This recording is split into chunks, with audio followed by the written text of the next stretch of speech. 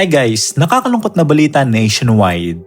Natagpo ang walang buhay sa kanilang tahanan sa Los Angeles, USA, si Emma Atienza. Anak ito ni Kuya Kim Atienza na isang TV host. I just want to make this reaction video at gusto ko na rin gumawa ng reflection na para magkaroon tayo ng mental health awareness. Halos ginulat ang buong Pilipinas at trending ito nationwide, sa media, sa social media at maraming mga nag-worry, nagkaroon ng anxiety about these matters. So gusto kong gawin ang vlog na to na para mabigyan ng awareness lahat ng nagkakaroon ng pinagdadaanan, kamukha yung pinagdaanan ni Emma Atienza. Konting background lang kay Emma Atienza. Ang totoo niyang pangalan ay Emmanuel Hong Atienza, 19 years old. Ang tatay niya ay si Kuya Kim Atienza, kilalang TV host. Nag-aral siya sa International School of Manila at nag-summer program sa Parsons School of Design sa New York. Isa nga siyang social media influencer at isa ring model. At ito pa, mental health advocate. Kilala siya sa TikTok at Instagram dahil sa mga posts tungkol sa self-expression, fashion, art, at mga usaping pangkabataan. Madalas din siyang magbahagi ng mga mensahe tungkol sa mental health awareness at self-care. Marami itong mga fans, lalo na sa mga estudyante na mayroong mga pinaglalaban about sa mental health awareness. Ano nga ba ang nangyari kay Eman? Noong October 22, 2025, natagpuan siyang wala ng buhay sa kanilang tahanan sa Los Angeles. Naglabas ng pahayag ang pamilya Atienza ng puno ng pasasalamat sa mga nagbigay ng dasal at pagkikiramay. Sinabi nila na si Eman ay nagbigay ng saya, tawa at pagmamahal sa lahat ng nakakakilala sa kanya. Bago nga ito nangyari, si Eman ay nagbukas nga sa publiko tungkol sa kanyang mental health struggles, kabilang ang depression, anxiety, at social pressure bilang kabataan sa social media. Isang buwan bago ang kanyang paglisan, nag-announce siya ng social media break para magpahinga sa mga stress online. Nakakalungkot lang isipin na ang kanyang magulang ay masayahin, lalo na si Kuya Kim Atienza. Nakakalungkot lang na isipin na yung anak mo ay meron palang pinagdadaanan na ganito.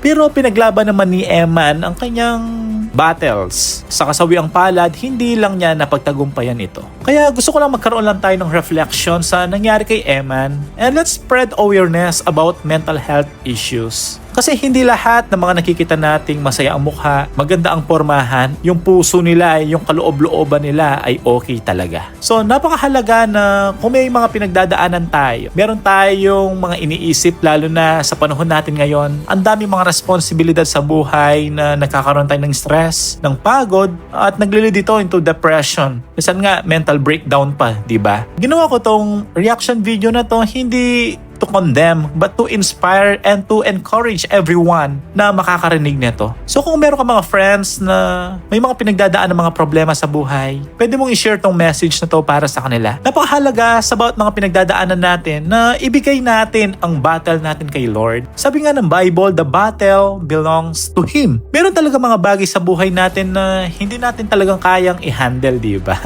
So ikaw, ako, lahat tayo, may mga battles in life. At yung pinagdaanan ni Eman, wag nating sabihin, sinayang niya ang buhay niya. Huwag tayo maging judgmental. Sa mga nangyari, ay magkaroon ito ng lesson sa atin. Sa tuwing meron tayong mga pinagdadaanan na i-remind tayo ni God na kaya natin to dahil kasama natin siya. When we say the battle belongs to Him, hindi ibig sabihin na lahat ng battle ay ibigay kay God, kundi ipagkatiwala mo sa Kanya. Tapos sa likod ka lang niya. Bali siya ang haharap sa lahat ng mga problema mo. Tutusin hanggat nandito tayo sa mundong ito, wala naman free eh.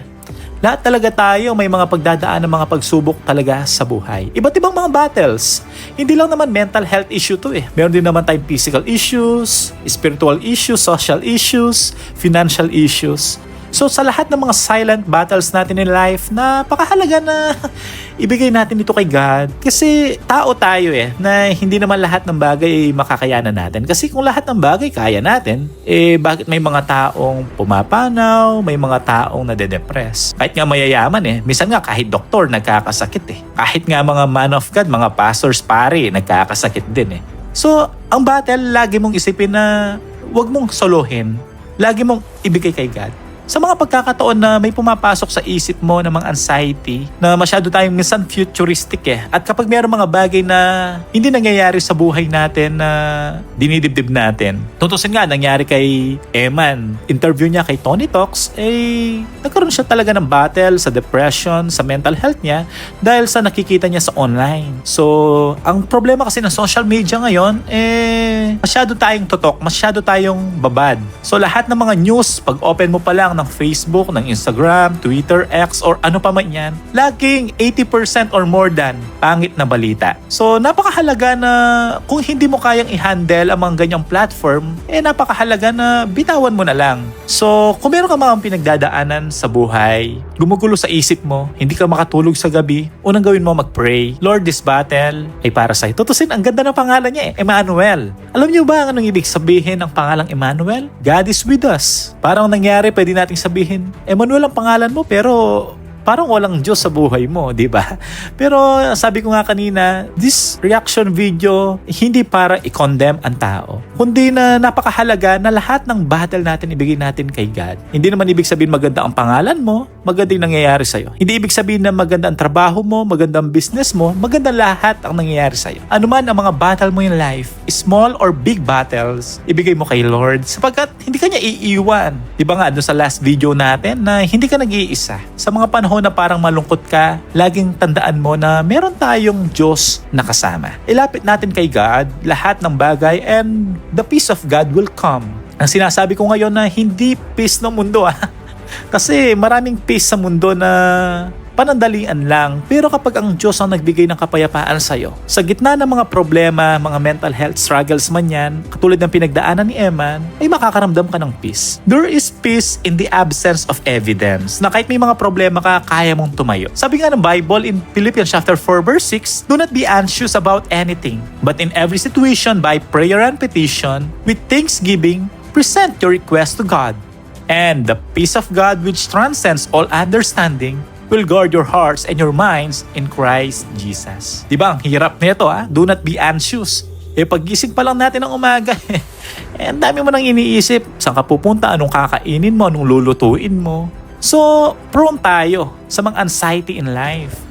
Pero napakahalaga na maging thankful tayo, maging prayerful. Magkaroon tayo ng pusong merong pasasalamat. Minsan kapag nag-pray ka, example, nag-pray ka na, Lord, gusto ko magkaroon ng sakyan, ng magandang career. After mo ba nag-pray, nandyan na agad? Wala pa, di ba? Kahit wala pa, meron ka nang natanggap. Palagay mo ano yon? Yung peace ni God. Katulad ng nabasa natin. Ibigay mo ang battle kay God and the peace will come. Surround yourself sa mga friends, especially godly friends. Lagi mo tandaan na hindi lahat ng pinagkukwentuhan mo ay laging may sympathy sa'yo. So napakahalaga kapag meron ka mga kaibigan na dapat alam mo yung kaibigan na to maiintindihan ka. Kasi meron mga kaibigan na may problema ako.